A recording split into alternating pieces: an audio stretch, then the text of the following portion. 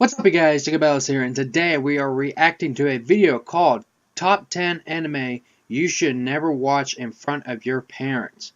And it is by WatchMojo.com. I watch anime through my whole lifetime, and I don't know what's wrong with some of these anime that WatchMojo has in stores, but I guess we're going to check it out. But anyways, enough talk. Let's check out this video. So let's get to it. They're not porn cartoons, Dad. I hate you, God! Welcome to WatchMojo.com, and today we'll be counting down our picks for the top 10 anime you should never watch in front of your parents. Before we begin, we publish new videos every day, so be sure to subscribe for more great content. For this list, we'll be looking at the anime that would most likely make for a very uncomfortable watching experience with your folks. As such, be aware that there is some rather mature content ahead. This poor boy's tongue is not responsible for your boot's shininess! That's enough work for today. Number 10, Monster Musume, Everyday Life with Monster Girls.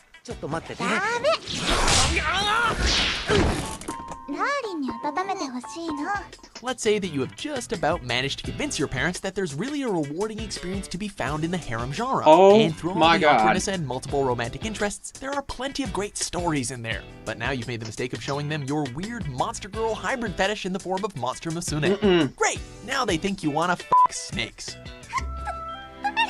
Darling, the tip. Dad Oh, probably did some weird stuff in his heyday, but this knocks it out of the park.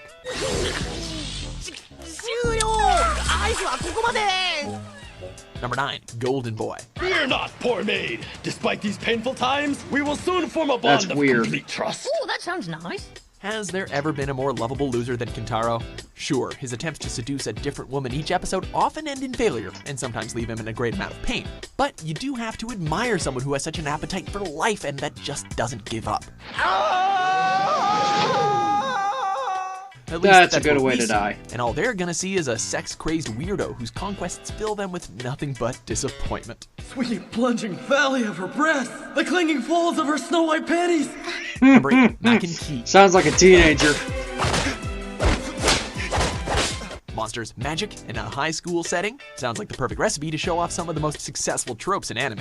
After all, if there is a little bit of erotic content, it should only add to the development of the characters and story, right? Look who's here. You dumbass! Well, try explaining that when you have a huge roster of supporting female characters with increasingly large cup sizes, and a narrative that tends to focus less on the magic side of things and more on the way the girls can use their clothes the quickest. Fun stuff. What the hell? Oh boy! Number 7, Aiken. This indescribable sense of touch can't be. Not gonna lie, there's really no reason you should ever consider showing this anime to your parents, let alone anyone else, unless you're actively trying to scar them for life. From the very first scene, which happens to consist of a well-endowed student getting fondled, Squeeze, this series squeeze. tosses every kind of innuendo and phallic imagery at the screen without pause. Everything from the grossly abnormal breast sizes, the constant groping, as well as a rather infamous scene involving a water slide filled with what looks like a certain white bodily fluid.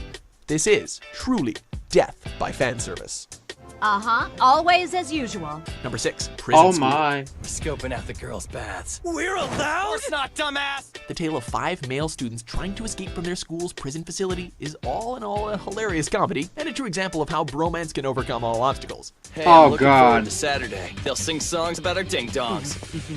We would be on the border of actually recommending this one since its crass humor often hits the mark. If it weren't for the fact that one of the prison's wardens has a massive rack for the whole world to see, there's an entire subplot dedicated to What the hell? masochism seems to be one of the main themes, and of course there's more panty shots than you can count. Sorry, Mom.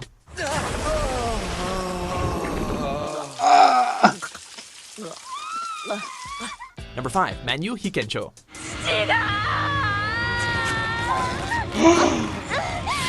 The plot of this series revolves around a kunoichi who has the power to absorb other women's breast sizes in order to add to her own.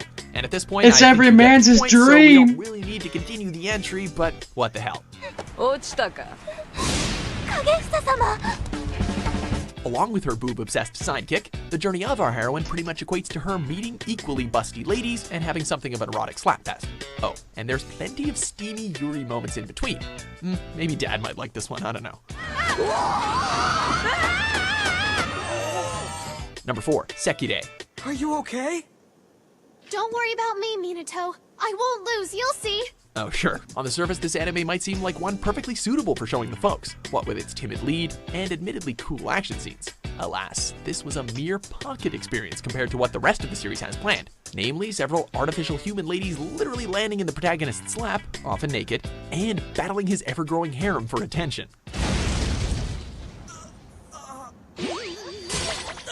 Please don't They might fart throw on the me. occasional punch, but above all else it's gonna be their chests that are gonna do most of the swinging. I'd let you do anything to me. Anything? What do you mean? Number 3, the Quasar of Stigmata.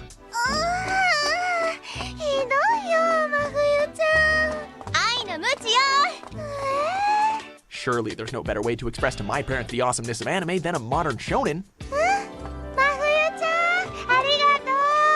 Solid theory, but poor execution should you choose Sasha to be the one to introduce them.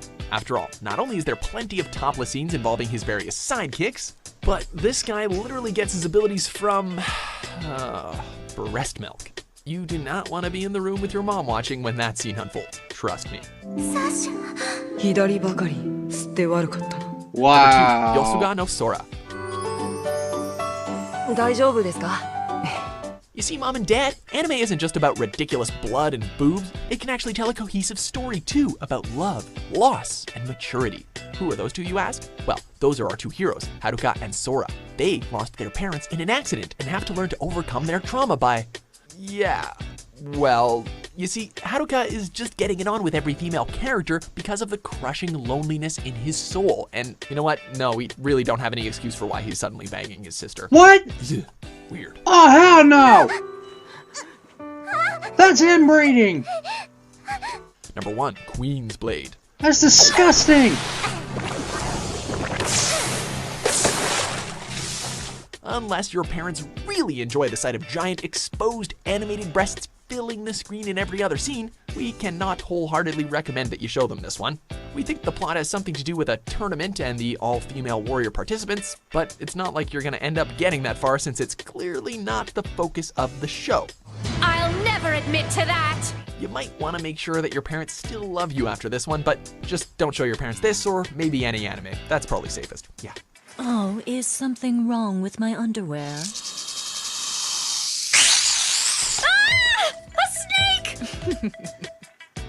Do you agree with our picks? I'm very happy. Now I don't know why it's inappropriate right in front of your parents. Because, well, we have already watched this. There's like some anime I really want to watch now. But there's a couple of things I want to wrap up. One, don't date a humanoid. That's super weird. I don't want to imagine myself fucking a female snake. 2, don't screw your sister. That's just disgusting. That's inbreeding. What the hell is the matter with you? And 3, about that prison one, everyone always knows. Don't drop the soap. This is a video that's actually not messed up or cringy. I'm really surprised. Well, it's a little bit cringy, but not as bad. Okay, story time. Where do I start? Everyone has seen a couple of these videos on TV shows like, I don't know, Tosh.0 or Ridiculousness. Like there's this one video of this kid getting slammed. Now that story, it took place in Florida, and I was probably in kindergarten or preschool, and we were just taught to learn how to wrestle that day. I had no clue what to do, and I don't even know why I bowed. I mean, I seen it in movies and all that stuff. Technically, I watched too much Mortal Kombat, and you can hear my coach shouting, "All right, Jake, go to work." No, I can't go to work. Be yourself. After I was ready to charge at him, technically I was unprepared. He raised me up and slammed me to a concrete floor. Left. Easy. knocked all my wind and got me dazed, and I wasn't thinking. I was just out of this world. I mean, I was hurting. I wanted to turn over and lay on my belly. That's all I wanted to do. Then, after Florida, it was the summer and I was done with school. We decided to take a trip down to California, and we decided to live there for a while. One of my cousins decided to take me to this park, and I was just being a kid. I was starting to hang around near the edge, just sitting on a ledge and just hanging around and all. And all of a sudden, one of my cousins like, "Hey, I dare you to jump off of there." And I was like, I don't know, it's pretty steep. As you can see, I was trying to get prepared, and he keeps on saying, "Jump, jump." And I was like, I don't know, should I? And all of a sudden, he told me to jump or he was going to pull my pants down. Should I? Just fall. I'm gonna like pull your pants down. Now, the reason why he said that is because obviously when you're a little kid and you don't listen to your parents or whatever, you get your pants pulled down and you get beaten. I mean, that's usual in my time. And I was just scared now. I just had no clue what to do. I was like, should I? And he's like, yeah, you should. So I did, and the way this part, I don't know why I did it, but the way I did was I turned to my side and I tried to push away to the little area I was at so I can get that oomph, that little momentum. Technically, it didn't work out, so I ended up getting my foot stuck in a hole, which had caused me to flip forward, and I landed on my chest all the way down. Should I? Yes, you should. Come on, I'm taking this video. Oh my god! And to let you know, I didn't know that these two videos surfaced to the internet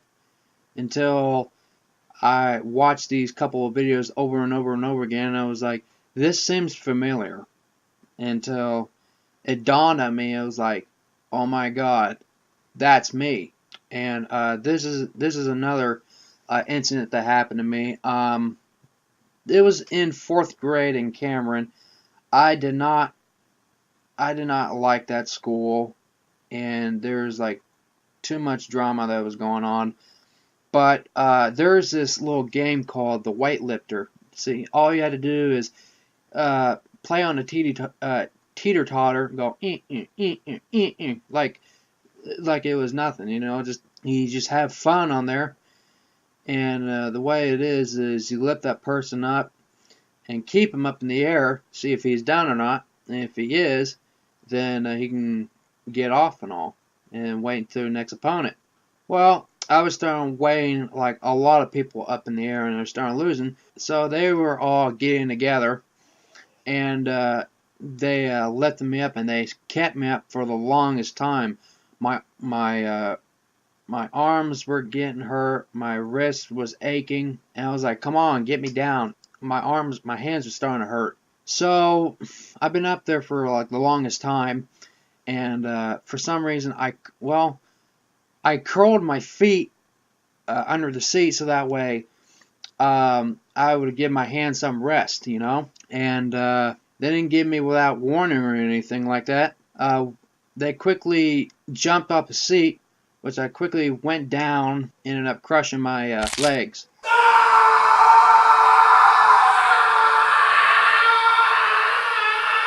So after I got my hands to my legs, I was holding them, trying to get them out from under my seat, and next thing you know, they started lifting me up again.